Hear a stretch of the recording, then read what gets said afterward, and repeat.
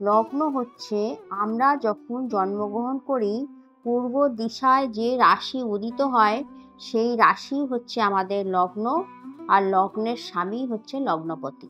সুতরাং 1 থেকে 12 ভাবে যদি আমাদের লগ্নপতি অবস্থান করে তাহলে আমরা কিরূপ আচরণ করব এই পৃথিবীতে তারই আজকে আমি যথাসম্ভব ব্যাখ্যা করব। লগ্ন যখন 5th হাউসে আসে, 5th হাউস কি বোঝায়? 5th হাউস বোঝায় এডুকেশন, সন্তান, প্রেম, পূর্ব জন্মের শুভ কর্মফল।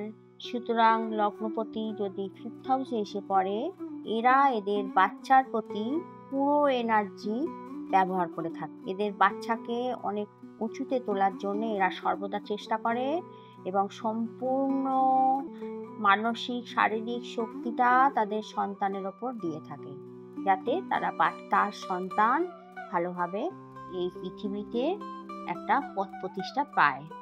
এই সকল তারা খুব ভালো বাবা মা হয়, কারণ সর্বদা তার সন্তানের কথা ভাবে, তার সন্তানের উন্নতির জন্য দিন রাত এক করে দেয়।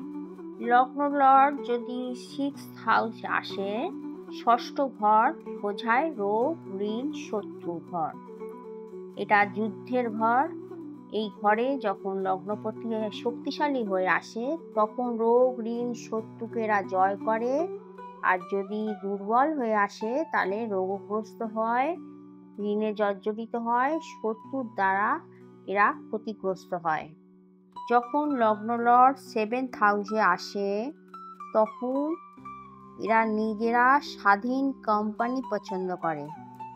এদের বিবাহ দেরিতে হতে পারে, কারণ এরা স্বাধীন প্রকৃতির হয়। এরা নিজেদের চেষ্টায় ঘর, বাড়ি, গাড়ি বানায়, কারণ 10ম থেকে 10ম 7ম ঘর হয়।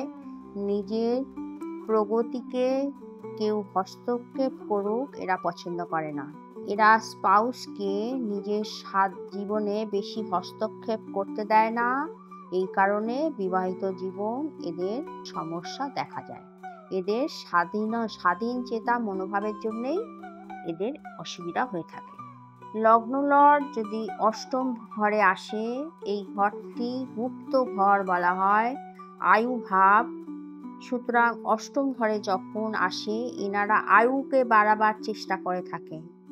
এরা রোগকে দূর করার জন্য শক্তি প্রয়োগ করে, মৃত্যুকে দূরে সরানোর চেষ্টা করে। 8ম ঘর হচ্ছে রিসার্চ, জ্যোতিষী, গুপ্ত জ্ঞান, সায়েন্টিস্ট। অনেক সময় এরা অকাল্ট জ্ঞানের সন্ধানে নিজেকে আইসোলেটেড করে ফেলে।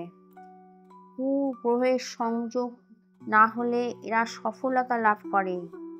বড় বড় সায়েন্টিস্ট, বড় জ্যোতিষী, ভালো ধর্মগুরু এরা হতে পারে। লগ্ন লর্ড যদি 8ম ঘরে শুভভাবে থাকে তাহলে এরা খুব সাহসী হয়ে থাকে, আর যদি কমজোর হয় সহজে জীবন যুদ্ধে এরা হার মেনে যায়। সোর্স অফ ইনকাম এদের ভুল পথে আসে যদি লগ্ন লর্ড কমজোর হয়ে থাকে। পৈতৃক সম্পত্তি থেকে এরা বঞ্চিত হয়, আর পাওয়ারফুল হলে ইনহেরিটেন্স প্রপার্টি সহজেই এরা পেয়ে থাকে। ঠিক আছে বন্ধুরা, ধন্যবাদ আমার এই এপিসোডটি দেখার জন্যে। আমার এই এপিসোডটি দেখে আপনারা কমেন্ট করবেন, কেমন লাগলো জানাবেন।